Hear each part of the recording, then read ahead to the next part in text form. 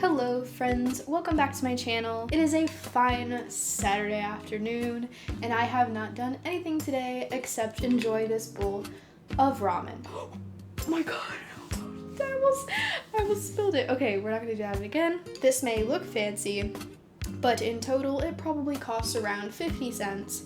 I took one of those basic ramen cups, made it, poured it into a bowl with some stir-fry veggies. That's about it. Welcome back to my channel. If you are new here, I am Victoria. I make a bunch of videos based on, I don't even know anymore. I make videos on YouTube. I make them weekly and upload either Saturday or Sunday. This one's going to be a Sunday one because I did not wake up early enough today. So this video today is 12 things that I did not expect when living in Texas. So I have been here for about 2 years now, and I moved down here for university, which leads me to my backstory. Go to this number if you just want to go to the 12 things, but if you're continuing with me on my story, here we go. When I was 17 and I graduated from high school, I really wanted to go to Texas A&M. Unfortunately, not only could I just not afford it, but I was unable to go. I didn't get in when I applied. It is so hard, especially with Texas pride, to get into a Texas school when you're out of state. But even though I didn't get in, I really wanted to go. Like, my heart was set on this school. So what I did was I came down here, like, made a life here. I am now a Texas resident, got my license, got an apartment, I got a cat, and here we are. I was going to a community college down here, just trying to figure everything out, but really my goal was getting into Texas A&M. Well, 2 years has officially passed. It is now May, which is about the time that people are figuring out whether they're getting in or not, or whether they're going or not, and I received this in the mail.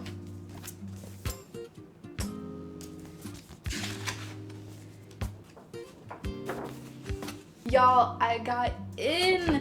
I have been working on this for 3 years and I am so excited to see where A&M is gonna take me. I am thrilled. I have jumped over many hurdles to get here and I'm just super excited. So yeah, that's why I'm in Texas, is to go to Texas A&M University. I'll be studying communications because I ultimately want to be a writer. So let's get into what Texas is all about and what I did not expect from Texas. Number one, the weather is even crazier down here in the South than it is up in New England. It honestly changes all year round. We have like tornado season and hurricane season, and it never really snows, but it snowed like 2 or 3 years ago. I always thought that the weather up in Connecticut was crazy because, you know, we had hurricanes in the summer and then we had snowstorms, but it is crazy more intense here. And the same day here, you can have a cold thunderstorm and then it being 90 degrees outside and you're just dripping in sweat. I just thought it was funny though that both people that come from New England and people that live in Texas have this thing where they just talk about how crazy each state's weather is. The difference though is that Texas is so much bigger. So in North Texas, it snows. Down here, we get like hurricanes and tornadoes and stuff. Last summer there was a tornado and it was the first one I've ever seen. The one that like actually came to my apartment and I like had to go in the bathroom. Wild. But yeah, I prefer this weather so much more just because it's warmer and I hate the cold. I hate snowstorms. Number two, Southern hospitality is real. And everyone talks about Southern hospitality and I thought that it would be like, oh, people are just really nice all the time. That's true, but it's like to the extreme. I can make conversation with anyone here. The first couple months here, I had to get used to making conversation with just random strangers. And as a New Englander, I hated it. I thought it was the weirdest thing that people just like, while you're walking on the street or you're at the grocery store, will just stop and talk to you. And that was just weird because I came from a culture where it's very much you keep to yourself, you Don't look at other people. Here it is completely different, and I actually realized that I fit in so much better here. This has just made living here so much better. It's easier to make friends, and it just makes your day so much nicer. People are nice down here. Number 3, it is so much more diverse here in every kind of way. When I was growing up in elementary school and middle school, I was in an all white, except maybe one person of color school, and I felt like, I don't know, I like yearned for more diversity because I felt like I was just only seeing my town. So I actually transferred to my high school, and there was more diversity there. They also brought in a bunch of other towns, so that contributed to the diversity, but it just was strange. I just wasn't seeing everything. I was just seeing this little part of my town. But coming here, there is so much more diversity in everything. The food, the language, the food is so good here. We have a bunch of Eastern Asian foods, Indian foods, Mexican foods, of course, because we're a lot more near like the border. We even have things like Cajun restaurants and stuff like that. Also, I was expecting it to be very politically right and conservative, but it is very diverse in that way too. It really depends like where you go, where it'll be more conservative or more liberal. Where I am, I feel like it's a good mix. I have met equal amounts of conservative and liberal, but if you go into the Austin area, it's gonna be all liberal, and if you go into Dallas, it's gonna be all conservative. So Texas is so diverse in political stances. Number 4, Texans worship a gas station beaver named Bucky. It is basically a known thing where if you go on a road trip or basically just anywhere else and you're traveling on the highways and stuff, you have to stop by this specific gas station, and it is huge. In these gas stations, it is like a whole other world. They have candy, they have bakery shops, they have a fudge station like right in the middle of them. They have a hunting aisle. They have merch for their gas station, sandwiches, like barbecue sandwiches, a coffee bar, the biggest bathroom stalls you will ever see, and it's glorious. My favorite part of Buc-ee's is actually the like furniture and decor area, because they have a bunch of high-end things like cutting boards, glassware, knives. Oh, they also have like a knife section too, but they just have absolutely everything, and it is so fun just in itself to go around the store, get some really good food. It's like a theme park, but it's a gas station, and their logo is the beaver called Bucky, and then they have like snacks named after this beaver. Here's a picture. Number 5, speaking of stores, I did not realize that Texas doesn't have Stop and Shop, and thank God it doesn't, okay? They have what is called H-E-B, and it's like Whole Foods, but cheap with nice people and not mean white ladies. I think if there was one thing that would be keeping me in Texas for the rest of my life, would probably be H-E-B. It is like cheap food, but then they have like freshly made food. They have everything you can possibly need. It's just a grocery store, but it is a nice and clean and bright atmosphere grocery store, and I could just be in there at all times, as opposed to something to like Stop and Shop, which is this like northern grocery store, and it's kind of depressing to go in, and it's not like a warm atmosphere. But for some reason, this H-E-B grocery store just has a warm atmosphere, and it just makes shopping for your groceries or whatever you need so much nicer. It's such a pleasant experience. Number 6, I did not realize that I was coming in uncultured in barbecue. Barbecue is not supposed to have sauce on it.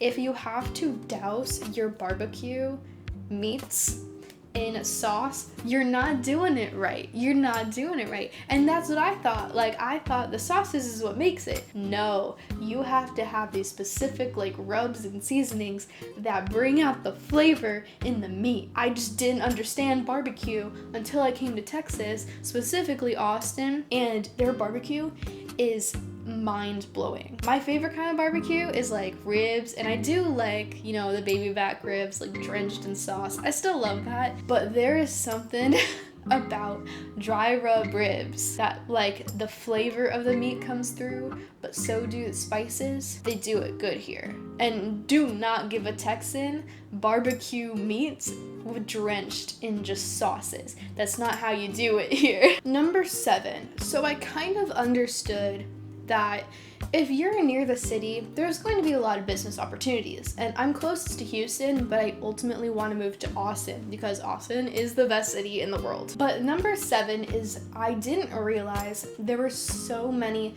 business opportunities. This is due to, I learned this in my like political science classes.